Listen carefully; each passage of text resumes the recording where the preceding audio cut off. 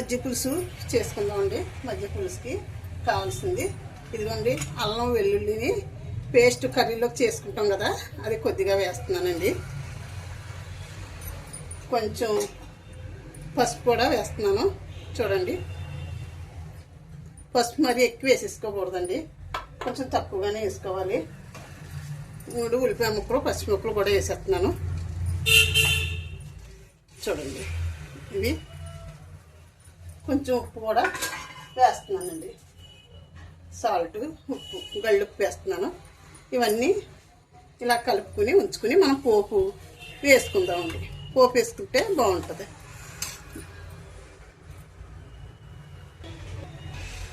ఇంకో పోపుకి పెట్టుకున్నాను.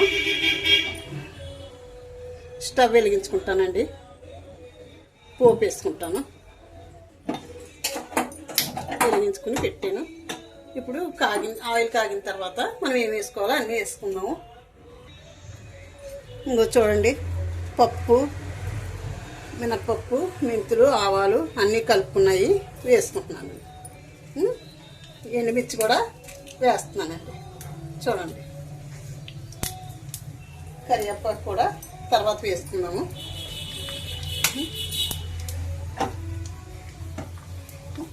చూడండి, పోపు వేగుతుంది. కరివేపాకు కూడా వేసాను. కొత్తిమీర కూడా లాస్ట్ వేసేసుకుందాం అండి. కట్టేసుకున్నాను. చూడండి, వేగిపోయాయి కదా ఇవన్నీ. ఇప్పుడు మనం ఇందులో వేసుకుంటే రెడీ.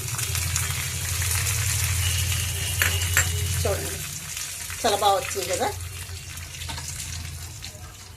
మజ్జిగ పులుసు. సూపర్ ఉంటుంది మజ్జిగ పులుసు. మాది ఈరోజు మునక్కాయ కర్రీ అండి. సరే అండి, ఉంటానండి. శ్రీమాత్రే నమః, శ్రీమాత్రే నమః, శ్రీమాత్రే నమః.